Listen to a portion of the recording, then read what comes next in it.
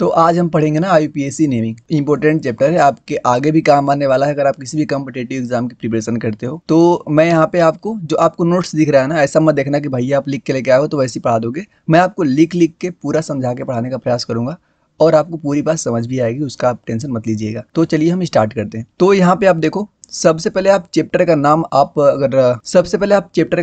लिखो। क्या नाम है चैप्टर का? यूपीएससी नेमिंग, ठीक है ना।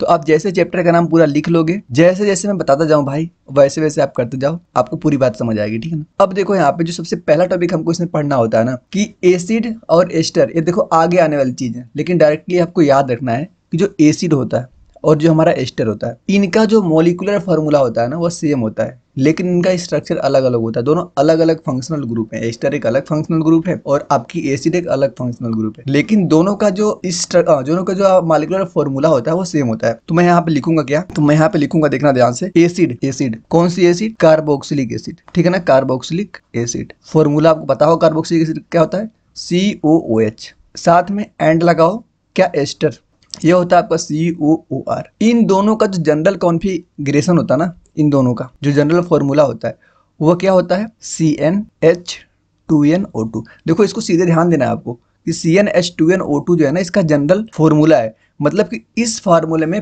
पूरी कार्बोक्सिलिक एसिड और एस्टर क्या हो जाएंगे, इसके अंदर फिट हो जाएंगे। तो याद कर लोगे ना इसको। अब बोलोगे भैया N क्या है? यहाँ पे N और यहाँ पे N, यहाँ पे देखो नंबर है ना कितना। ऐसे मान लो मैं यहाँ पे एग्जांपल ले लूँ C2H2, तो यहाँ पे जो N है ना, यहाँ पे मैं क्या पुट करूंगा? 2O2। तो पूरा अगर मैं इसको आपको दिखाऊं तो कितना बच गया? C2H4O2।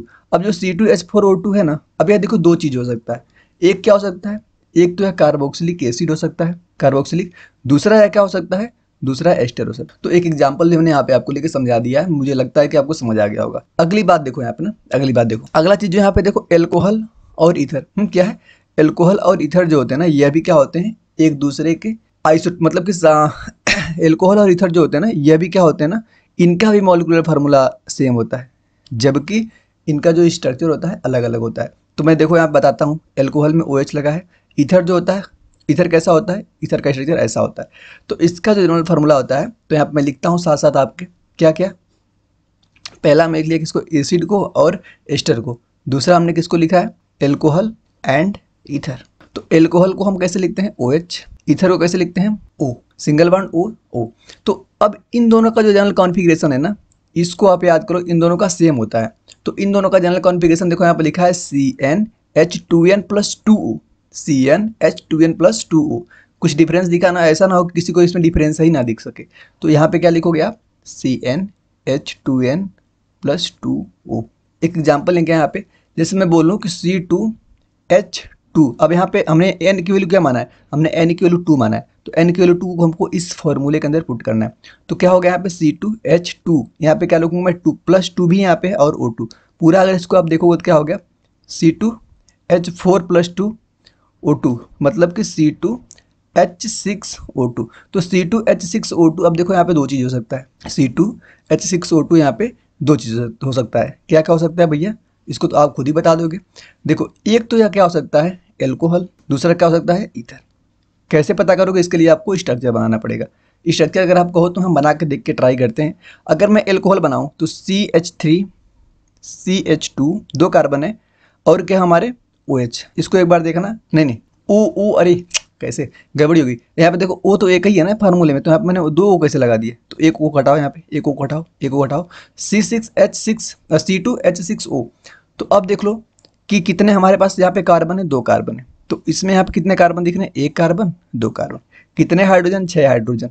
तो 3 हाइड्रोजन यह, 2 हाइड्रोजन यह और 1 हाइड्रोजन यह, 6 हाइड्रोजन भी हो गए। कितने ऑक्सीजन? 1 hydrogen oxygen.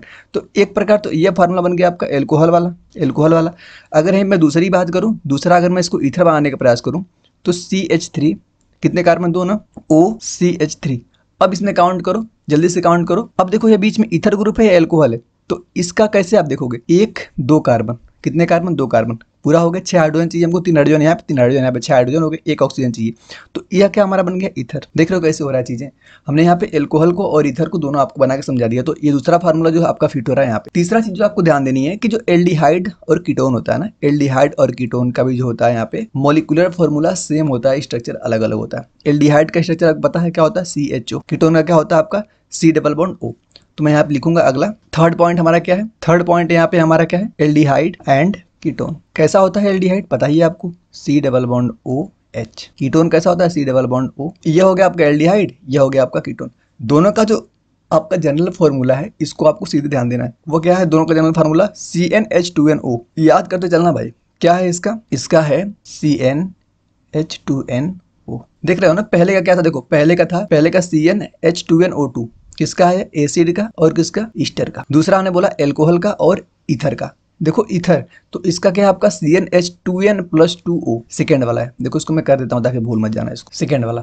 थर्ड जो अभी हम पढ़ रहे हैं CnH2nO, यह होगा आपका थर्ड। तो हमने यहाँ पे तीन को देखा अभी। तो इसके भी अगर आप एग्जाम्पल देखना चाहो तो कोई सा भी एग्जाम्पल इसका ले लो। क्या करूँ मैं, 2 कार्बन का n इक्वल टू मैं यहाँ पे क्या रखूँ, 2 रखूँ। n इक्वल टू अगर इस फार्मूले में 2 मैं पुट करता हूँ तो देखो यहाँ पे वैल्यू क्या आती है आपकी, तो आ जाएगी C2H, 2 यहाँ पे रखूंगा, 2 2 4 C2H4O।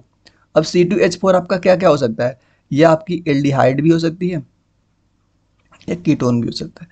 इसका यूज देखो आपको बहुत करना पड़ेगा अगर आगे जाओगे ना। तो देखो अगर मान लो ऐसा स्ट्रक्चर आपके सामने बना के आ गया तो आपको अगर पूछे कि यह कौन सा कंपाउंड है तो कैसे बता पाओगे, क्योंकि हमको दिख ही नहीं रहा है कौन सा फंक्शनल ग्रुप यहाँ पे है, कौन सा फंक्शनल ग्रुप नहीं है। तो यहाँ पे आपको यह फॉर्मूला याद कर रहेगा तो काम में आएगा। इस फार्मूले की बहुत अहमियत है, इसलिए सबसे बेसिक पार्ट में देखो, अभी IPSC नेमिंग शुरू नहीं हुआ, अभी सबसे बेसिक पार्ट हम कर रहे हैं, इसलिए यह चीज़ें आपको ध्यान देना है भैया, ठीक है ना। तो एल्डिहाइड और कीटोन भी देख लिए। अब देखो आपको क्या ध्यान देना है यहाँ पे। अब देखो उसके बाद एमीन और अमाइड। एमीन और अमाइड जनरल फार्मूला क्या होता है, CnH2n+3O, ठीक है ना। तो अब आते हैं हम किस पे, एमीन और अमाइड पे। तो हमारे जो 4 पॉइंट है, 4 वो क्या है, अमीन एंड अमाइड। अब मैं सीधे यहाँ पे फार्मूला लिखता हूँ क्योंकि नोट्स तो आपको मैं दूंगा ही। और हाँ, आपको मेरा हैंड रिटन नोट जो यहाँ पे दिख रहा है, अगर उसको भी अगर आपको परचेज करना है तो आप क्या कर सकते हो, हमारे टेलीग्राम चैनल को ज्वाइन कर लो। मैंने लिंक को डिस्क्रिप्शन बॉक्स में पहले से ही दे रखा है, ठीक है ना, उसको आप ज्वाइन कर लेना। तो चलो अब देखते हैं इसका एमीन और एमाइड का। सीधे यहाँ पे मैं जनरल फार्मूला ही लिख देता हूँ। जनरल फार्मूला इसका क्या होता है, CnH2n+3O, ठीक है ना। क्या होता है, CnH2n+3O। तो आप सीधे इसको ध्यान देना कि इस फार्मूले में अगर कोई चीज़ पुट हो रही है तो आप बोलोगे कि या तो भैया वो एमीन हो सकता है या तो अमाइड हो सकता है, इसके अलावा जी नहीं। तो अब देखो इस चीज़ को समझाने के लिए हमने आपका इतना समय लिया, इसलिए लिया भाई कि इंपॉर्टेंट है तो आपको इसमें समय देना ही चाहिए। अगर याद रखोगे तो बहुत चीज़ें आगे आपकी क्लियर हो जाएंगी। एक बार मैं फिर इसको बोलता हूँ कि एसिड और एस्टर जो होते हैं इनका जनरल फॉर्मूला जो होता है वह सेम होता है। कैसे पहचानते हैं, इनका दोनों का स्ट्रक्चर अलग अलग होता है। एसिड एक अलग फंक्शनल ग्रुप होता है, एस्टर एक अलग फंक्शनल ग्रुप होता है। जबकि एल्कोहल और ईथर का भी फॉर्मूला सेम होता है लेकिन स्ट्रक्चर अलग है। भाई एल्कोहल एक अलग फंक्शनल ग्रुप है, ईथर एक अलग फंक्शनल ग्रुप है। सेम एल्डिहाइड और कीटोन का भी जनरल फार्मूला सेम होता है, अमीन और अमाइड का। अब जनरल फार्मूला जो यहाँ पे लिखा हुआ है इसको आपको सीधे का सीधे ध्यान देना है ना, सीधे का सीधे। यह हो गया, यह हो गया, यह हो गया और लास्ट वाला यह हो गया। इतना कर लोगे ना। अब देखो एक चीज़ जो बेसिक चीज़ आता है ना, यहाँ पे हमें डिग्री पूछते हैं कि इसकी कितनी डिग्री है। प्राइमरी एमीन, सेकेंडरी एमीन नाम सुने होंगे। प्राइमरी एल्कोहल क्या होता है, सेकेंडरी एल्कोहल क्या होता है, ये आपने सुना होगा। तो इसको हम कैसे पता करते हैं, इसको अभी सीख लो, आगे नहीं सीखना पड़ेगा। तो डिग्री ऑफ एमीन, अगर सबसे पहले हमसे क्या पूछेगा कि डिग्री ऑफ अमीन बताओ, तो कैसे बताओगे आप।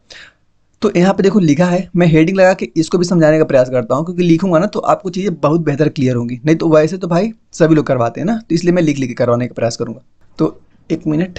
तो अभी हम पढ़ने वाले ना यहाँ पे डिग्री वाली चीज़ें में। तो सबसे पहले हम क्या लगाएंगे, डिग्री ऑफ अमीन हेडिंग। तो आप अगर साथ साथ लिख रहे हो तो हेडिंग लगा लो, क्या पहली हेडिंग डिग्री ऑफ अमीन। तो डिग्री ऑफ अमीन के अंदर आप क्या लिखोगे, कैसे पता करते हैं कि डिग्री ऑफ अमीन को कैसे पहचानते हैं। तो इसको पहचानने के लिए ना, it is decided by number of NC bond.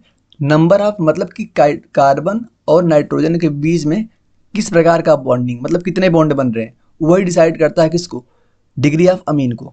जैसे एक एग्जांपल से हम समझते हैं ना, यहाँ पे लिख लो आप, कौन डिसाइड करता है, N और C बॉन्ड कितने हैं। जैसे मान लो यहाँ पे एक नाइट्रोजन है, नाइट्रोजन को हम क्या बोलते हैं, NH3, ऐसे बोलते हैं ना, इसके ऊपर एक लोन पेयर होता है।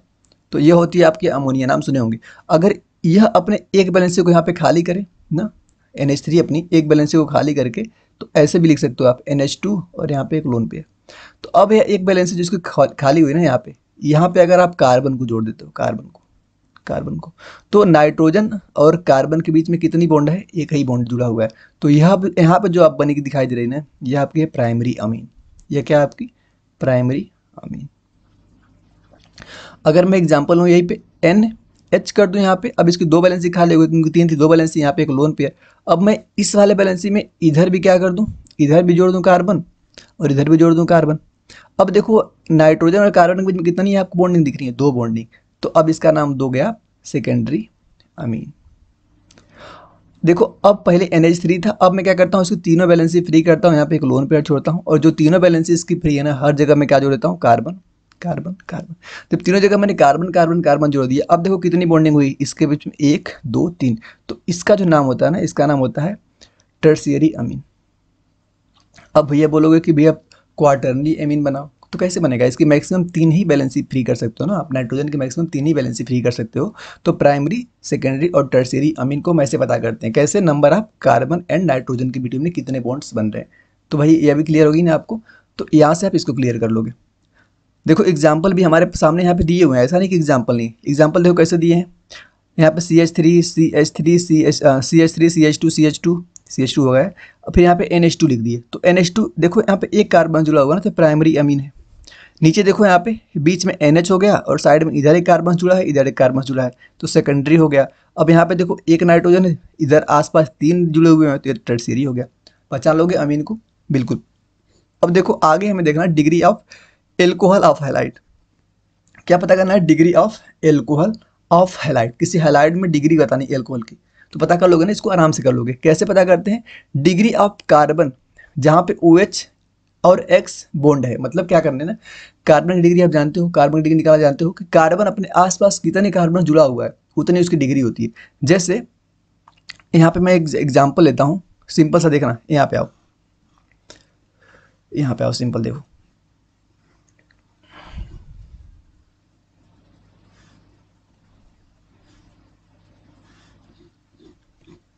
जैसे अगर मैं बोलूँ जो कार्बन है CH3 CH2 CH2 CH3, इसका अगर नाम मैं पूछूं तो अभी चलो आगे बताऊंगा नाम लिखना, लेकिन मैं यहाँ पे बताता हूँ कि यहाँ पे तुम नंबरिंग कहीं से कर लो। मैं नंबरिंग कर रहा हूँ यहाँ से, 1 number 2 number 3 number 4 number, 4 number है, सारे के सारे सिंगल बॉन्डिंग है, तो इसका नाम जो होगा ना, इसका नाम होगा ब्यूटेन। बहुत लोगों को पता होगा इसका नाम क्या होगा, ब्यूटेन या N ब्यूटेन भी बोलते हैं इसको। तो अब बताओ यहाँ पे कितने कार्बन है, 4 कार्बन है। तो अब 1 नंबर एक कार्बन को देखो, 1 नंबर अपने अगल बगल देखो एक कार्बन से बस जुड़ा हुआ है। 1 नंबर यह वाला कार्बन बस अपने अगल बगल इसी वाले कार्बन जुड़ा हुआ है, इस वाले कार्बन से। तो इस प्रकार यह जो कार्बन हुआ ना, इसको हम बोलेंगे प्राइमरी कार्बन। क्या बोलोगे हम, प्राइमरी कार्बन। और देखो यह जो कार्बन है, यह कार्बन सेकेंड नंबर का कार्बन, यह अपने अगल बगल देखो 2 कार्बन जुड़ा हुआ है, 2 कार्बन से। किसके किससे जुड़ा हुआ है, एक तो इससे जुड़ गया और एक इससे जुड़ गया, तो इसका नाम होगा ना सेकेंडरी कार्बन। अब थर्ड नंबर का देखो, यह भी अपने अगल बगल 2 कार्बन जुड़ा हुआ है, एक इससे जुड़ा हुआ है एक इससे, तो यह भी होगा सेकेंडरी कार्बन। इस कार्बन को देखो, इस कार्बन को, यह भी अपने अगल बगल बस एक ही से जुड़ा हुआ है, तो यह होगा प्राइमरी। अगर मैं यही स्ट्रक्चर ऐसा बना दूं, CH3 CH2 CH, यहाँ पे लिख दूं CH3, ठीक, CH2 CH3। अब इसका अगर नाम पूछना हो तो नाम तो आगे देखेंगे, लेकिन मैं नाम बता देता हूँ यहाँ पे। इसका नाम ऐसे, तुम यहाँ से नंबरिंग कर लो चाहे यहाँ से नंबरिंग कर लो, हमको लंबी चेन चाहिए होती है ना, मैं यहाँ से करता हूँ 2 3 4 5। तो 1 2 3 पे क्या लगा हुआ है, मिथाइल, तो बोलोगे 3 मिथाइल पेंटेन, 3 मिथाइल पेंटेन, इसका नाम हो गया 3 मिथाइल पेंटेन। तो अब देखो मुझे क्या करना है ना, ये पहला नंबर का जो कार्बन दिख रहा है, ये पहला नंबर का जो हमें कार्बन दिख रहा है, किस पेंसिल से लेता हूँ, ये अपने अगल बगल कितने से जुड़ा हुआ है, बस इससे जुड़ा हुआ है ना, तो यह देखो आपका हो गया प्राइमरी कार्बन। यह अपने अगल बगल एक इससे जुड़ा हुआ है, एक इससे जुड़ा हुआ है। ऐसा मत बोलना भैया इससे, भाई यह वाला कार्बन इससे जुड़ा हुआ है, यह थोड़ी सेकंड नंबर थोड़ी जुड़ा हुआ है, तो यह वाला इससे भी जुड़ा हुआ है, इससे भी, तो यह हो गया आपका सेकेंडरी कार्बन। अब इस कार्बन की अगर हम बात करें तो यह कार्बन अपने अगल बगल 3 कार्बन जुड़ा हुआ है, एक इससे और एक इससे। तो यह जो हुआ ना थर्ड नंबर का, इसका नाम क्या होगा, 3 डिग्री कार्बन, मतलब टर्शियरी कार्बन। अब ये जो 4 नंबर कार्बन है अपने अगल बगल एक दो से जुड़ा हुआ है, यह होगा आपका सेकेंडरी कार्बन, ये अपने अगल बगल एक ही कार्बन जुड़ा हुआ होगा प्राइमरी कार्बन। तो अब हम जब कार्बन की जान गए ना कि कार्बन को कैसे पता करते हैं प्राइमरी सेकेंडरी टर्शियरी, तो अब आराम से आप निकालोगे एल्कोहल की डिग्री ना, एल्कोहल की आराम से निकालोगे। अब यह एल्कोहल कहाँ पे जुड़ रहा है, अगर मान लो कि एक नंबर के पास एल्कोहल जुड़ता है, किस नंबर के पास, एक नंबर के पास, अगर एक नंबर के पास यहाँ पे क्या कर दूं मैं CH2 करके OH जोड़ दूं, तो इसको आप क्या बोलोगे, प्राइमरी एल्कोहल। क्या बोलोगे, प्राइमरी। मतलब कि कार्बन की जिस डिग्री से वो जुड़ेगा ना वही डिग्री होगी उसकी OH की। अगर मान लो मैं थर्ड नंबर यहाँ पे जोड़ता हूँ OH को, तो वह कौन सा OH होगा, टर्शियरी एल्कोहल होगा। समझ रहे हो। अब देखो मैं आता हूँ यहाँ पे समझाता हूँ आपको। ये देखो यहाँ पे यही बोल रहा है, जैसे मान लो कि यह कार्बन का मैंने चैन लिया, क्या है CH3 CH2 CH। अब देखो एक नंबर कार्बन जुड़ा है मतलब प्राइमरी कार्बन से, तो यह प्राइमरी एल्कोहल हो गया। अब यहाँ पे यह कार्बन है, ये कार्बन अपने आसपास किससे किससे जुड़ा हुआ है, ध्यान से देखना। एक तो नीचे वाले से जुड़ा हुआ है इससे, एक इससे, मतलब 2 कार्बन से। तो यह जो कार्बन है वह क्या है 2 डिग्री का कार्बन है। 2 डिग्री कार्बन से जुड़े हुए OH को हम क्या बोलते हैं, सेकेंडरी एल्कोहल। यहाँ पे देखो यह कार्बन अपने अगल बगल कितने से जुड़ा हुआ है, 1 2 3 कार्बन, मतलब कि टर्शियरी कार्बन है। टर्शियरी कार्बन से जुड़े OH को क्या बोलते हैं, 3 डिग्री एल्कोहल। तो ये भी समझ गए कितना डिग्री एल्कोहल है। अब देखो डिग्री ऑफ अमाइड की बात करेंगे, डिग्री ऑफ अमाइड की, इसको भी आप आराम से समझ जाओगे। पहली बात तो देखो अमाइड जो CONH2 ग्रुप को हम बोलते हैं अमाइड, मैं यहाँ पे लिखता हूँ क्या, देखो अगर आपको कहीं पे दिख जाए ना क्या C+O NH2, इस पूरे ग्रुप का ही क्या नाम होता है, इस पूरे ग्रुप का ही नाम होता है क्या, अमाइड। अमाइड। तो पहली बात तो आपको इसको ध्यान देना। अब इस अमाइड की क्या बतानी है, हमको डिग्री बतानी है। तो इस अमाइड की डिग्री बताने के लिए हमें कुछ क्या करना पड़ेगा भाई, कि यह जो जैसे मान लो कितने, यह भी कितने डिग्री कार्बन से जुड़ा, मतलब इसके आसपास कितने कार्बन जुड़े हुए हैं, मतलब कि इस अमाइड वाले ग्रुप के आसपास अगल बगल कितने कार्बन जुड़े हुए हैं, वही क्या कहलाती है, उसकी डिग्री कहलाएगी। अगर देखो यह आपकी हो गई क्या, अमाइड बता दिए मैंने, यह हो गया इसके अगल बगल एक कार्बन जुड़ा हुआ है ना, तो यह हो गया प्राइमरी अमाइड। अब देखो यह हो गया आपका अमाइड, इसके अगल बगल एक कार्बन यहाँ पे जुड़ा हुआ है, एक कार्बन यहाँ पे, तो यह हो गया आपका सेकेंडरी अमाइड। यह हो गया आपका अमाइड, तो इसके आसपास 3 कार्बन, 1 2 3, तो यह हो गया आपका टर्शियरी अमाइड। तो भाई आप यहाँ तक पूरा समझ गए, अगर चीज़ समझ आ रही है तो हमें एक बार कमेंट में जरूर बताना कि हाँ भैया चीज़ें समझ आ रही हैं। और जो मैं पढ़ा रहा हूँ ना, ट्रस्ट करिए कि आपके टॉप लेवल तक के क्वेश्चन सारे मैं यहाँ पे करवा दूंगा, एक भी क्वेश्चन नहीं बचेगा। क्योंकि जो मैंने नोट से पढ़ा रहा है ना, मेरा खुद के द्वारा बनाया गया नोट्स है, और मैंने अचीवर बैच LN से पढ़ा हुआ है, आप समझ सकते हो, और SRG बैच ही मुझे मिला था। तो ये ऑलरेडी अच्छा आपका नोट्स है, मतलब ऐसा नहीं कि कोई एली गोली कोचिंग से बना हुआ नोट्स है, नहीं भाई, मैंने टॉप कोचिंग से पढ़ के बनाया है। तो कंटेंट तो बिल्कुल भी कमी नहीं हो सकती ना, ठीक है। तो ट्रस्ट कर सकते हो। और मैंने इसको इसलिए बताया ना क्योंकि बहुत लोग ट्रस्ट ही नहीं करते हैं, मतलब है चीज़ें कहाँ का, तो हमें कोई एक रेफरेंस देना पड़ता है, इसलिए मैंने रेफरेंस दिया। और समझदार बच्चा तो कुछ समझ जाएगा कि हाँ भैया चीज़ें, मतलब कि हाँ कैसे पढ़ना होता है, ये भी चीज़ें। अब ये बताओ IPSC नहीं डायरेक्ट रूल से स्टार्ट करता है कि ऐसे लिखते हो ऐसे लिखते हो, लेकिन इसका क्या फ़ायदा भाई, अगर तुमको इन सब चीज़ की अगर नॉलेज नहीं है ना यहाँ पे कि ये चीज़ें क्या हो रही हैं, डिग्री ऑफ एल्कोहल हैलाइड्स क्या है, डिग्री ऑफ अमाइड क्या है, तो आगे कुछ नहीं कर पाओगे, बस रटोगे। बोर्ड भी बहुत लोगों को लगता नहीं भैया बोर्ड लेवल का पढ़ाओ, भैया बोर्ड लेवल का ही है, CBSE इजी एलिजिबल क्वेश्चन नहीं पूछता है, ठीक ना, इतना मतलब भ्रम मत जिया करो। अब हम आगे जो पढ़ने वाले हैं ध्यान देना, आगे हम पढ़ने वाले हैं क्या, होमोलोगस सीरीज के बारे में। एक टर्म आता है क्या आपका, होमोलोगस सीरीज। तो होमोलोगस सीरीज अपने रफ रफ पे लिख रहे हो तो रफ निकालो, और एक एक पॉइंट में लिखता जाऊंगा। अगर मैं यहाँ पे पढ़ के बता दूंगा तभी समझ आ जाएगा, लेकिन मैं लिखूंगा अपने हाथ से ताकि लगे कि भैया याद, साथ साथ पढ़ रहे हो तो याद होता जाए। तो हेडिंग लगाना है आपको क्या, होमोलोगस सीरीज, जल्दी हेडिंग लगाओ।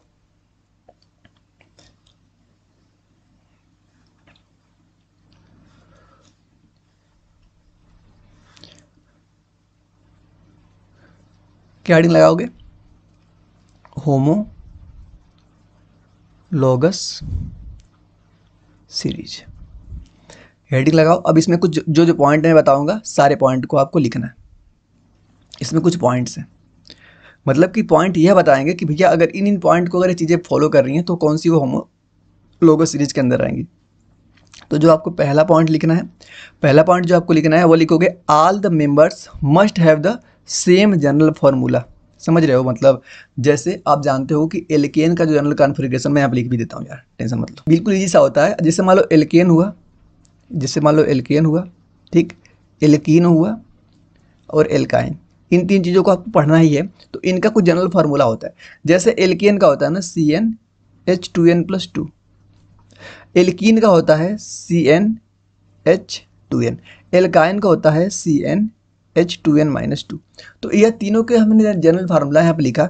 और पूछते हैं ना किसे एल्केन बोलते हैं, तो आप बोलते हो कि भैया जो एल्केन होता है ना, इसके अंदर सारे कैसे होते हैं, सिंगल बॉन्ड होते हैं। कैसे होते हैं, सिंगल बॉन्ड। जो एल्कीन होता है ना, इसके अंदर कैसे आते हैं आपके डबल बॉन्ड ना, डबल बॉन्ड। और जो आपका क्या होता है एल्काइन होता है, इसमें आपके आते हैं ट्रिपल बॉन्ड, ट्रिपल बॉन्ड।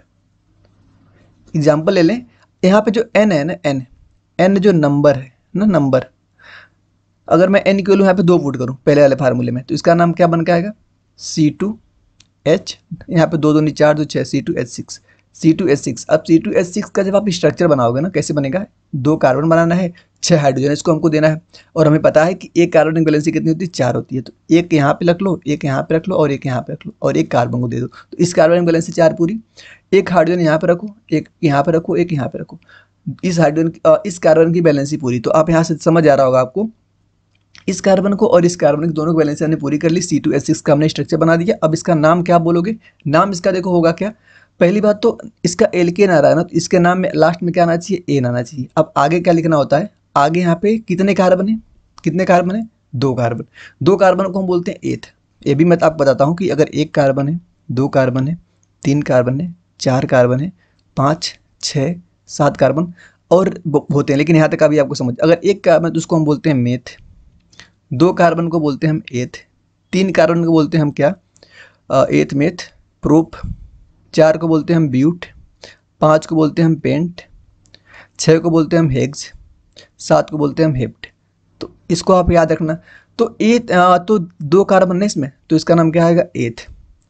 एथ प्लस एन पूरा मिला कितना हो गया आपका, एथेन। क्या नाम हो गया, एथेन।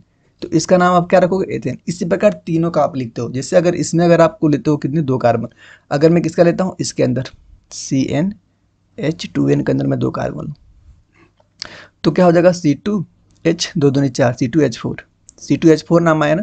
तो हमको 2 कार्बन बनानी है, 4 हाइड्रोजन देने हैं। इसको 1 हाइड्रोजन देता हूँ, 1 हाइड्रोजन इसको, 2 दे दिया इसको, और इसको भी 1 देता हूँ, और इसको भी 1 देता हूँ। 4 हाइड्रोजन पूरी होगी, लेकिन कार्बन की बैलेंसी 4 होती है, इसकी बैलेंसी पूरी नहीं हुई। तो इसको बैलेंसी पूरी करने के लिए मैं डबल बॉन्ड बना दूँ, तो 1 2 3 4, 1 2 3 4, दोनों की बैलेंसी पूरी है, 1 2 नंबर कार्बन। तो अब इसका क्या नाम हो गया, इसका नाम कैसे लिखोगे, पहली बात तो अगर ये डबल बॉन्ड आ गया और इस फार्मूले को फॉलो कर रहा है, तो इसका नाम क्या होगा, लास्ट में इन आएगा, इन। आगे क्या लगा, तो इतना समझ लिया ना, जो मैं यहाँ पे समझाने का प्रयास कर रहा था उसको मैंने समझा दिया है। अब मेरा काम यह समझाना नहीं था, मेरा काम था होमोलोगस सीरीज को समझाना, लेकिन इसके लिए मैंने इतना चीज़ बता दिया। अब देखो, होमोलोगस सीरीज के जो पॉइंट्स हैं उसको सीधे नोट्स करो, सीधे याद रखो कि अगर भैया इन चीज़ों को अगर कोई चीज़ फॉलो कर रही है तो हम बोलोगे कि अच्छा ये होमोलोगस सीरीज के अंदर आती है। कौन कौन से पॉइंट है, पहले सबको इसको हटाने दो मुझे 1 मिनट। तो होमोलोगस सीरीज का पहला पॉइंट है कि जनरल उनका जो सेम होना चाहिए जनरल फॉर्मूला। क्या लिखोगे, सेम जनरल फॉर्मूला। तो पहला पॉइंट मैं शॉर्ट में लिखूंगा है ना, यहाँ पे क्या लिखूंगा, सेम, 1 मिनट,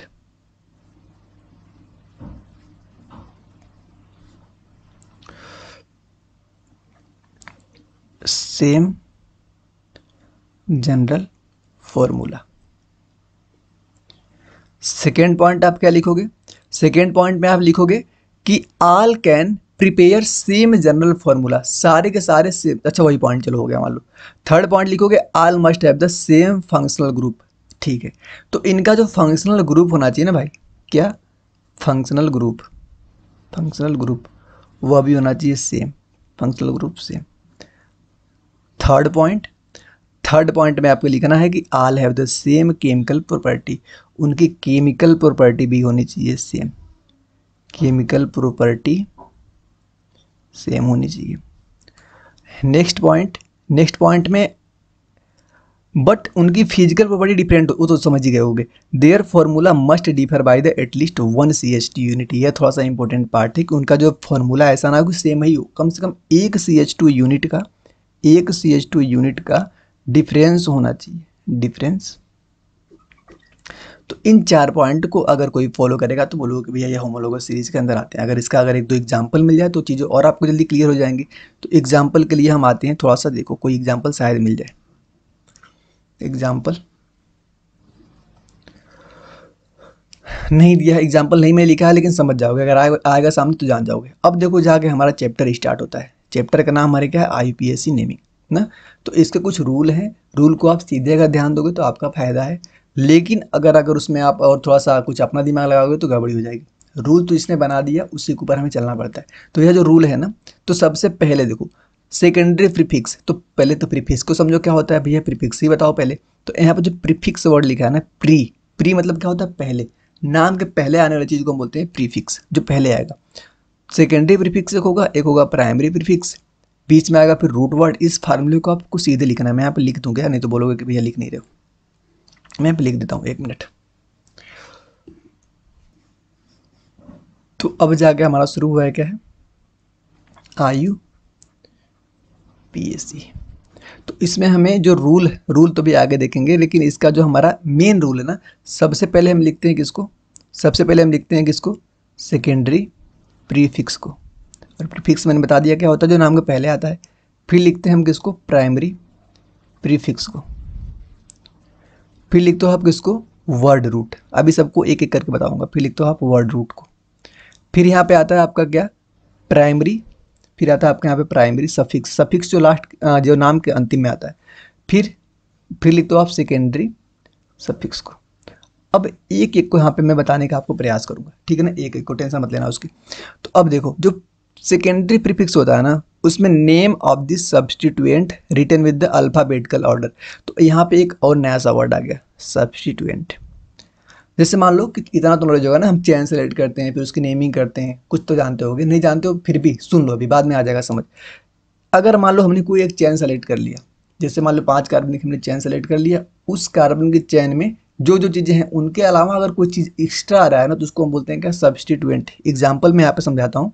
जैसे मैं बोल रहा हूँ ना कि एक है हमारा CH3, CH2, CH2, CH3, ऐसे कुछ आ गया। तो अगर मैं बोला कि यह हमारा क्या है, प्रिंसिपल कार्बन चेन मैंने सेलेक्ट कर लिया है, 1 2 3 4 कार्बन की, तो इसके अलावा कार्बन की चेन में और कोई दिख ही नहीं रहा है, तो बोलोगे ना कि यहाँ पे कोई सब्स्टिट्यूएंट है ही नहीं भैया, क्या कोई सब्स्टिट्यूएंट है ही नहीं। लेकिन अगर मैं यहीं पे क्या कर दूं कि कार्बन की यहाँ पे एक बैलेंसी को कम करके ना, कार्बन की यहाँ पे क्या करूँ, एक बैलेंसी को यहाँ पे कम करूँ, यहाँ पे क्या लिख दूँ, CH लिख दूँ, और यहाँ पे क्या कर दूँ, यहाँ पे जोड़ दूँ एक CH3, क्या जोड़ दूँ, CH3। अब मैंने क्या किया कि इस वाले चेन को सेलेक्ट किया, 1 2 3 4 इस वाले को। तो अब जो सेकेंड नंबर का जो कार्बन आ रहा है ना, CH3, इसको तो हमने चेन में लिया ही नहीं, तो अब यह सेकेंड नंबर का CH3 बच गया, इसको क्या बोलोगे आप, सब्स्टिट्यूएंट बोलोगे, सब्स्टिट्यूएंट। तो नाम लिखते समय ना सबसे पहले हम इसी को लेते हैं, चेन के अलावा जो सब्स्टिट्यूएंट होते हैं सबसे पहले हम उसको लिखते हैं। तो इसका नाम लिखेंगे तरीके से, मैं बोल दूं कि CH4 बोलोगे, देखोगे ना, तो ये इस वाले CnH2n+2 इस फार्मूले में क्या होगा, बैठेगा। मतलब कि यह क्या, एक एल्केन है, एल्केन है, और एक कार्बन एक है, तो इसका नाम आप बोलोगे भैया, इसका नाम मेथेन है, इतना आप बोलोगे। लेकिन आज के बाद आपको एक और चीज़ ध्यान देना है, जब कभी हम किसी एल्केन से एक हाइड्रोजन को क्या करते हैं, रिमूव करते हैं, एक हाइड्रोजन को रिमूव करते हैं, तो जो बचता है उसका नाम होता है एल्काइल। क्या नाम होता है, एल्काइल। जैसे आपने कहीं देखा होगा भैया आर लिखा होता है, आर से ऐसे आगे एक लाइन खींच देते हैं, तो यह होता है, पता क्या होता है, यह कोई पहले एल्केन, आर क्या है, आर को बोलते हैं हम एल्केन। इस एल्केन से एक बैलेंसी को खाली कर दिया, तो अब यह क्या हो गया, एल्काइल बन गया, एल्काइल। तो अब देखो, तो अब इसका नाम जो होगा ना, पहले क्या हुआ था, मेथेन। आज लास्ट में क्या जोड़ोगे, जब यहाँ पे एन आता था तो लास्ट में इसको मेथेन जोड़ रहे थे, अब क्या जोड़ोगे, आइल, तो इसका नाम क्या हो जाएगा, मेथाइल। मेथेन हुआ करता था, एक बैलेंसी खाली करके इसका नाम क्या हो गया, मेथाइल। तो सबसे पहले किसका नाम कर लिखोगे, इस सब्स्टिट्यूएंट का नाम लिखोगे, ये क्लियर। अब देखो उसके बाद हम आते हैं प्राइमरी प्रीफिक्स पे। प्राइमरी प्रीफिक्स यहाँ पे क्या होता है ना, देखोगे कि जो जिसका हम नाम लिख रहे हैं उसके अंदर कोई साइकिल बन रही है, कोई साइकिल कंपाउंड है कि नहीं। अगर नहीं बन रहा है तो नहीं लिखोगे, बन रहा है तो सब्स्टिट्यूएंट लिखने के बाद जाओगे आप किस पे, प्राइमरी प्रीफिक्स, मतलब कि साइकिल अगर कोई होगा तब लिखोगे। अब वर्ड रूट क्या होता है, वर्ड रूट, ये जो रूट वर्ड होता है ना, यहाँ पे नंबर ऑफ कार्बन जिस भी हम सेलेक्ट करते हैं, जिस भी चैन को हम सेलेक्ट करते हैं, उसमें देखते हैं कितने कार्बन है। मैंने बता दिया, एक कार्बन तो लिखते हो एथेन, 2 कार्बन लिखते हो क्या, सॉरी, एक कार्बन को लिखते हो मेथेन, 2 को लिखते हो एथेन, 3 को लिखते हो प्रोपेन। तो इस प्रकार हम लिखते हैं ना। अब देखो फिर लिखते हैं हम प्राइमरी सफिक्स को। प्राइमरी सफिक्स में आता है आपका सेचुरेटेड और अनसेचुरेटेड। सेचुरेटेड और अनसेचुरेटेड को मैं यहाँ पे समझाता हूँ। देखो एक वर्ड आया क्या, सेचुरेटेड, एक क्या है, अनसेचुरेटेड। तो सेचुरेटेड हम उसे बोलते हैं ना जहाँ पे सारे के सारे जो हमारा कार्बन की चेन है सारे के सारे अगर आपके सिंगल बॉन्ड वाले हैं ना, सिंगल बॉन्ड वाले, तो उस कंपाउंड को बोलते हैं हम सैचुरेटेड कंपाउंड। अगर डबल एंड ट्रिपल बॉन्ड वाले आ गए बीच में तो उसको हम बोलते हैं कि अनसैचुरेटेड, जैसे CH3, CH2, CH2, CH3। यह क्या है, यह एक सैचुरेटेड कंपाउंड है, सैचुरेटेड कंपाउंड। लेकिन अगर मैं यहीं पे ले लूँ CH3, CH double bond CH, C triple नहीं ट्रिपल बॉन्ड C, 3 1 4, CH 1 2 3 नहीं बस CH3। अब देख लो, अब यहाँ पे डबल बॉन्ड भी आ रहा है, ट्रिपल बॉन्ड भी आ रहा है, तो डबल और ट्रिपल बॉन्ड आने के बावजूद इसका नाम क्या हो गया, अनसैचुरेशन। इसका नाम क्या हो गया, अनसैचुरेटेड कंपाउंड। तो इसके बाद जो हमारा क्या होता है ना, यहाँ पे कहाँ पे लिख रहे थे, हाँ इसको जान लिए, यहाँ पे क्या लिखते हैं सब्स्टिट्यूएंट को, इसको जान लिए, इसमें हम लिखते हैं साइकिल को, इसमें जान लिए हम क्या लिखते हैं number of carbon, 1 carbon myth, 2 carbon एथ, 3 कार्बन प्रोप। अब जो प्राइमरी सफिक्स होता है ना, इसमें हम देखते हैं कितनी बॉन्डिंग है, बॉन्डिंग के ऊपर जाएंगे। प्राइमरी मतलब 1 बॉन्ड 2 बॉन्ड 3 बॉन्ड उसको लिखते हैं। अब जो हमारा सेकेंडरी प्रीफिक्स होता है ना भाई, यह होता है सबसे लास्ट में लिखते हैं। अगर हमारे पास कोई फंक्शनल ग्रुप लगा हुआ है, कोई फंक्शनल ग्रुप, तो उसको लिखते हैं सबसे लास्ट के अंदर, देखा भी होगा। अगर हम कोई एग्जाम्पल देखेंगे तो चीज़ें समझ आ जाएगी। अब 1 मिनट, अब ये चीज़ें याद हुई क्या, अभी अगर ये चीज़ें याद हो गई तो कोई दिक्कत नहीं है, जब एग्जाम्पल लूँगा तो मैं आपको समझा दूंगा, ठीक है ना। लेकिन इतना बढ़िया से मैंने बता दिया कि प्राइमरी सेकेंडरी कैसे कैसे लिखते हैं ना, इसको आपको याद रखना है। ये जो रूल है ना, आपको कैसे कैसे लिखते हैं इसको आप याद रखना है, और कौन चीज़ें क्या क्या है उसको याद रखना है। अब देखो यहाँ पे अगर मान लो रूट वर्ड जो है, रूट वर्ड, इसमें हम कभी कभी डाई और ट्राई भी यूज करते हैं। कब, अगर मान लो डाई और ट्राई जो हमारा 2 बार आ रहा है, 2 बार, तो उसमें ए लाइक स्पीसीज, जैसे 1 2 डाई इन आ गया, तो जो हेग्स होगा ना, हेग्स, उसको हम हेक्सा बना देंगे। इसको भी क्वेश्चन करेंगे तभी अप्लाई करेंगे, तब समझ आएगा।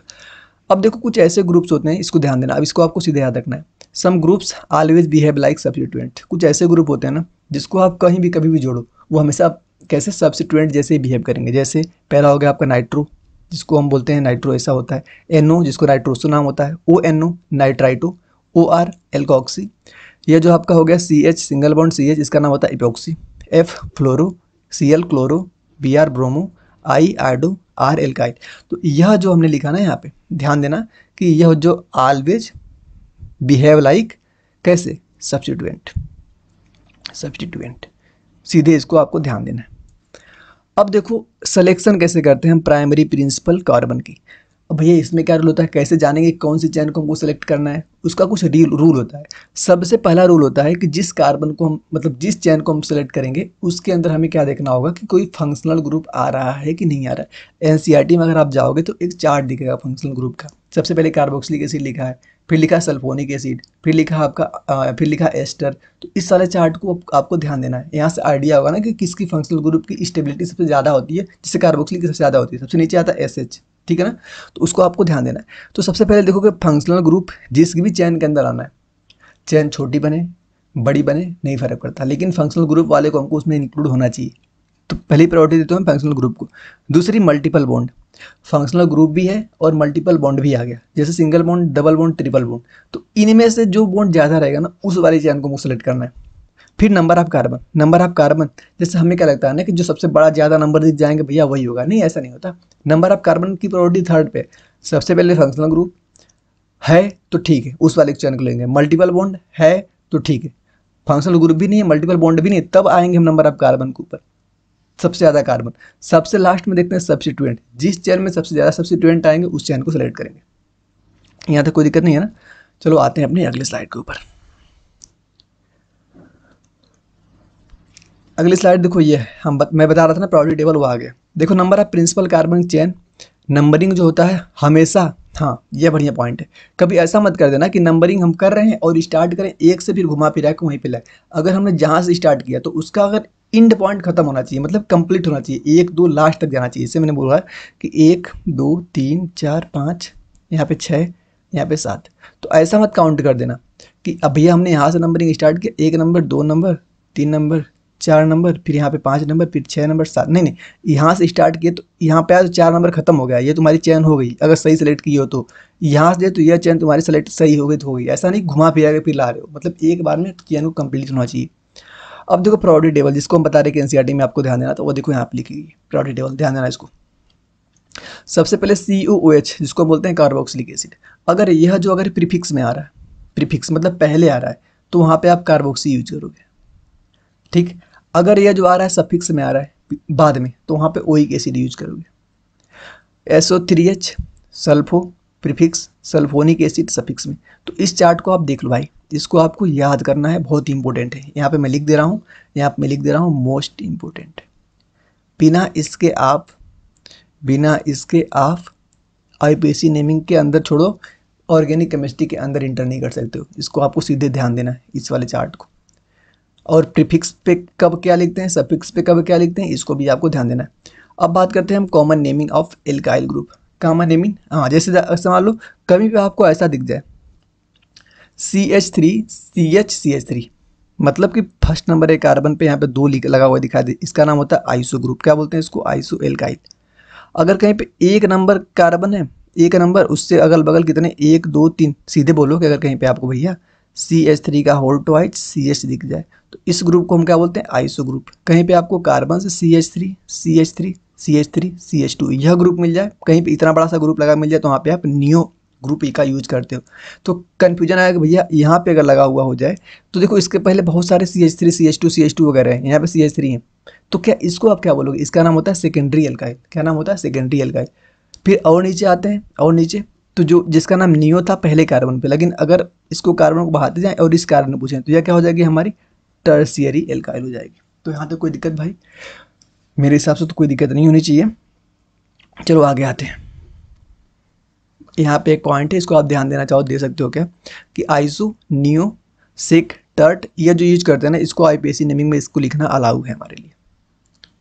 आ गया, हाँ, NIC जो होते हैं, they are considered alphabetical order. इसको भी अगर मान लो तीनों किसी चैन में तीनों आ जा रहे हैं, तीनों, तो इसको ऐसा नहीं कि किसी को पहले नियो आइसो, किसी को, यहाँ पे हम अल्फाबेटिकल, N पहले आता है ना, पहले आता है ना, NIC, मतलब हाँ, इसको हम अल्फाबेटिकल ऑर्डर में लिखते हैं, C को, फिर I को, फिर नियो को, अल्फाबेटिकल ऑर्डर में। अब IPAC naming of alkyl group जो हमने बोला था ना, एल्काइल ग्रुप, उसकी नेमिंग कैसे करते हैं उसको देख लो। रूल नंबर पहला बोलता है कि PCC principal carbon chain of the alkyl always start होती है from free vacant carbon and the always get number 1। अब मैं किसकी नामिंग की बात कर रहा हूँ ना, इसको मैं फिर समझाता हूँ। यहाँ पे ध्यान समझना, यहाँ पे जो हमारी बात की जा रही है, यह है, जैसे मान लो कि एक मिनट, मैं ले रहा हूँ यहाँ पे एक CH3 CH2 CH2 CH CH2 CH3 CH2 CH3, मैंने एक ऐसा लिया बड़ा सा मॉलिक्यूल। तो इसको हमें नाम, इसकी नाम लिखना है, तो कैसे नाम लिखोगे, पहला प्रायोरिटी क्या थी, फंक्शनल ग्रुप। दूसरी प्रायोरिटी क्या थी, मल्टीपल बॉन्ड। दूसरी प्रायोरिटी क्या थी, मल्टीपल बॉन्ड। तीसरी प्रायोरिटी क्या थी, नंबर ऑफ कार्बन। ध्यान देना इसको, नंबर ऑफ कार्बन। लास्ट क्या थी, सब्स्टिट्यूएंट। तो बताओ इस वाले कंपाउंड में कहीं पे फंक्शनल ग्रुप दिख रहा है, नहीं दिख रहा है, तो पहले इसको नहीं देखो। कहीं पे मल्टीपल बॉन्ड दिख रहा है, सारे सिंगल ही बॉन्ड दिख रहे हैं, तो इसको भी यूज नहीं करोगे। आ जाओ इस वाले पे, नंबर ऑफ कार्बन।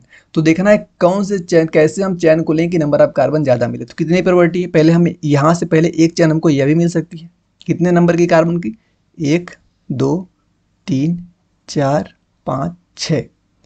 एक क्या हमको मिल सकती है, एक हमको यहाँ से मैं इधर आऊँ तभी मिल सकती है। 1 2 3 4 5 6, दोनों बराबर ही हो गए। फिर कहाँ से जोड़ सकते भैया, हम यहाँ पे जोड़ लें, 1 2 3 4 5, इधर से तो कमी 5 ही की मिल रही है। मतलब कि अगर मैं तीन चांद से 3 तरह से मैं काउंटिंग कर सकता हूँ, तो सबसे कम जाली जो है यह वाली, यह, इसको तो नहीं लेंगे क्योंकि नंबर ऑफ कार्बन यहाँ पे क्या है, कम है। तो मैं इसको भी ले सकता हूँ, इसको, और मैं इसको भी, मतलब इस चैन को और इस चैन को सेलेक्ट कर सकता हूँ। दोनों चैन को सेलेक्ट कर लो, दोनों से नाम लिखो, नाम तुम्हारा सेम ही आएगा, ठीक है। तो अब मैं कैसे किसको सेलेक्ट करूँ, मैं सेलेक्ट करता हूँ इस वाले को, नीचे वाले को, इसको सेलेक्ट करता हूँ। तो जब मैं इसको एक चैन बना लिया, देखना ध्यान से पेन से, अगर मैं इस वाले चैन को सेलेक्ट कर रहा हूँ 6 कार्बन की, तो देखो 4 नंबर पे, या 4 नंबर है, 4 नंबर पे यह क्या लगा हुआ है, हमारा एक ग्रुप लगा हुआ है 4 नंबर पे, पीछे बता चुका हूँ। इसको क्या बोलोगे आप, इसको बोलोगे सब्स्टिट्यूएंट, पूरे को सब्स्टिट्यूएंट बोलोगे। क्यों बोलोगे इसको सब्स्टिट्यूएंट, क्योंकि ये मेन चैन के बाहर आ रहा है। तो अब यहाँ पे जो रूल हम पढ़ रहे हैं ना, रूल, ये इसी के नाम के बारे में, इसको तो लिखो दोगे। 6 कार्बन पे है, मतलब सबसे पहले क्या लिखोगे, नाम लिखते टाइम सबसे पहले हम लिखते हैं, सबसे पहले हम क्या लिखते हैं, सेकेंडरी प्रीफिक्स। सेकेंडरी प्रीफिक्स में क्या आता था, हमारा सब्स्टिट्यूएंट। तो सबसे पहले लिखोगे 4 नंबर पे, इसका नाम क्या होता है, इसका नाम क्या होता है, जल्दी बताओ। अगर यही है ना CH2CH3, यही है ना, तो अगर ये पूरा, अगर इसका नाम पहले ऐसे रहा होगा, CH3 रहा होगा और CH3 रहा होगा, तो उस टाइम पे इसका नाम क्या रहा होगा, एथेन, एथेन। लेकिन आज क्या हो गया, यहाँ से एक हाइड्रोजन हटा के इसकी बैलेंसी हमने कम कर दिया, CH2 कर दिया, इसकी एक बैलेंसी कम कर दिया और CH3 कर दिया। हमने बताया कि किसी भी एल्केन से अगर हमने एक हाइड्रोजन रिलीज करते हैं तो वहाँ पे उसका नाम क्या बन जाता है, एल्काइल बन जाता है, एल्काइल। तो एल्काइल मतलब इसका नाम आज क्या बन गया, एथाइल, एथाइल। तो इसका नाम हो गया एथाइल। तो किस एथाइल किस नंबर पे जुड़ा, 4 नंबर पे। तो इसका नाम लिखते समय लिखोगे क्या, कि 4 एथाइल ना, 4 नंबर पे एथाइल लगा है तो दिखाओगे कि 4 नंबर पे क्या लगा हुआ है, एथाइल लगा हुआ है। तो हमने जो हमारा रूल था, रूल भी यहाँ पे एक बार लिख लेंगे, जो बोलो रूल क्या था, भूल ही गए हो बहुत लोग। पहले था सेकेंडरी प्रीफिक्स, प्लस था प्राइमरी प्रीफिक्स, प्लस था हमारा वर्ड रूट, वर्ड रूट, फिर था क्या, सेकेंडरी प्रीफिक्स, फिर था प्राइमरी सफिक्स, प्राइमरी सॉरी एक मिनट, सेकेंडरी सफिक्स था, फिर यहाँ पे था प्राइमरी सफिक्स। सबको मैंने बता दिया था यहाँ पे कौन कौन चीज़ें क्या क्या है। इसको मैंने बताया था, यहाँ पे क्या लिखते हैं, सब्स्टिट्यूएंट को लिखते हैं, सबसे पहले सब्स्टिट्यूएंट को लिखते हैं। तो यहाँ पे हमें सब्स्टिट्यूएंट मिल गया, यहाँ पे मिल गया 4, क्या मिल गया, 4 इथाइल। अब हम सेकेंड नंबर पे क्या किसको लिखते थे, सेकेंड नंबर पे हम लिखते थे किसको, प्राइमरी प्रीफिक्स में। यहाँ पे क्या आती थी, अगर कोई साइक्लो रिंग है तो क्या इस वाले ग्रुप में कहीं पे तुमको साइक्लो रिंग दिख रही है, कहीं पे नहीं दिख रही है, तो ये वाला पॉइंट को हमको इसमें नहीं लिखना है। अब आते हैं वर्ड रूट पे, कितने, जो हमने चेन सेलेक्ट किया, कितने कार्बन है, 1 2 3 4 5 6, 6 कार्बन है। 6 कार्बन को हम क्या बोलते हैं, हेग्स बोलते हैं। तो लिखोगे 4 एथाइल हेग्स। फिर कहाँ पे हम जाते हैं, फिर कहाँ पे जाते हैं, सेकेंडरी सफिक्स। यहाँ पे क्या लिखते हैं, नंबर ऑफ बॉन्डिंग।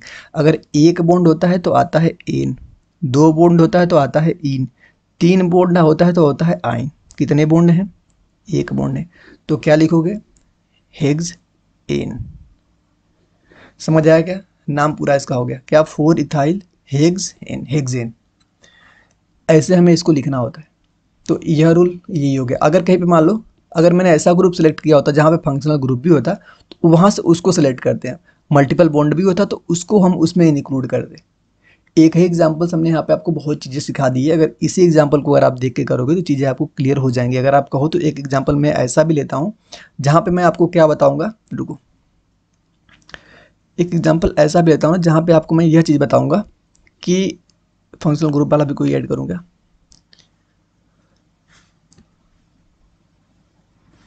देखो, जैसे मैं क्या करता हूँ ना, एक कार्बन की चेन लेता हूँ, क्या, CH3 CH2 डबल बॉन्ड, नहीं CH होगा ना यहाँ पे, CH double bond CH CH2 COOH। ठीक है, ऐसा मैंने ग्रुप लिया। अब इसका नाम लिखना है। अब देखो यहाँ पे जो तुमको COOH दिख रहा है ना, यह क्या है, एक फंक्शनल ग्रुप है। क्या है, FG है। तो प्रायोरिटी टेबल, प्रायोरिटी जो थी हमें, सबसे पहले किसको दे रहे थे हम, जल्दी बताओ, सबसे पहले किसको दे रहे थे, एक मिनट, फंक्शनल ग्रुप को, फिर किसको, मल्टीपल बॉन्ड को, फिर किसको, नंबर ऑफ कार्बन को, फिर किसको, सब्स्टिट्यूएंट को। तो फंक्शनल ग्रुप मिल गया। मतलब यह तो कंफर्म हो गया कि पहला नंबर हमारा यही होगा। फंक्शनल ग्रुप वाले को हम पहला नंबर देते हैं, पहला नंबर हमारा क्या होगा, यही होगा। तो इसको मैंने बोला कि नंबर 1। अब देखो मल्टीपल बॉन्ड यहाँ पे मिल रहा है, मतलब कि कुछ भी हो जाए ना, कि मुझे चैन में इस बॉन्ड को तो इंक्लूड करना ही है। तो 2 नंबर लोगे, 3 नंबर लोगे, 4 नंबर, मतलब इस बॉन्ड को मैंने ले लिया। तो 5th नंबर इसको दोगे ही, क्योंकि हम एक ये भी पढ़े थे कि हम कहीं से स्टार्ट करें तो खत्म होना चाहिए। क्या यह चैन यहीं पे थोड़ी खत्म हो रही है, 5 ये लास्ट कार्बन आएगा। तो हमने नंबरिंग कर दी। नंबरिंग करने के बाद अब आते हैं हमारा रूल पे, नाम लिखना रूल पे आते हैं। रूल क्या है हमारा, secondary prefix plus primary prefix plus word root plus secondary suffix plus नहीं प्राइमरी सफिक्स सेकेंडरी सफिक्स। शायद यही रूल था, एक मिनट मुझे देखने दो, क्योंकि अगर यहाँ पे गड़बड़ बोलोगे भैया भूल ही रहे हो। प्राइमरी सेकेंडरी सही है। यहाँ पे क्या है, प्राइमरी और यहाँ पे सेकेंडरी है। पीछे मैंने गलत लिखा था क्या? गलत होगा तो सही करना। यहाँ पे प्राइमरी है और यहाँ पे सेकेंडरी। तो अब इसके बाद पता क्या करना है, देखो सेकेंडरी प्रीफिक्स सबसे पहले क्या लिखते हो, सब्स्टिट्यूएंट। कहीं पे दिख रहा है क्या सब्स्टिट्यूएंट? इस चैन में कहीं बाहर से कोई कंपाउंड दिख रहा है क्या? नहीं, इसका काम तो खत्म। प्राइमरी प्रीफिक्स मतलब कि कोई बाहर से, यहाँ पे क्या साइक्लोरिंग, साइक्लोरिंग कोई दिख रही है तो इसको भी नहीं लिखोगे। वर्ड तो सब में होगा। कितने कार्बन सेलेक्ट किया है? 1 2 3 4 5, 5 कार्बन, तो लिखोगे क्या नाम? सबसे पहले पेंट। फिर देखो यहाँ पे फिर क्या लिखते हैं हम, प्राइमरी सफिक्स मतलब कि बॉन्डिंग पे। बॉन्डिंग है भैया, यहाँ पे मिल गई 1 2 3 नंबर पे क्या मिल गया हमको? Double bond. तो क्या लिखोगे? 3 नंबर पे डबल बॉन्ड को क्या बोलते हैं? सिंगल बॉन्ड को बोलते हैं एन, डबल बॉन्ड को बोलते हैं इन, ट्रिपल बॉन्ड को बोलते हैं आइन। तो डबल बॉन्ड को क्या बोलोगे? इन। तो 3 नंबर पे क्या लगा हुआ है? इन। हमने क्या बोला? पेंट हो गया 5 कार्बन, 3 नंबर पे लगा हुआ है हमारा इन। फिर यहाँ पे हमारा क्या होता है? सेकेंडरी यह फंक्शनल ग्रुप COOH। COH क्या है हमारा? Functional group. फंक्शनल ग्रुप में सफिक्स और प्रीफिक्स दोनों बात आती है, लेकिन यहाँ पे आ किस में रहा है? ये आ रहा है सफिक्स में। और सफिक्स में जब कभी आता है तो इसका नाम क्या होता है? Oic acid. क्या लगाते हो? ओइक एसिड पढ़े हो तो इसका नाम क्या हो जाएगा? पेंट 3 इन ओइक एसिड। तो इसका नाम होगा यह। तो आई होप कि यह भी आप समझ गए पूरा बढ़िया से। अब जो हमारा नेक्स्ट पार्ट है,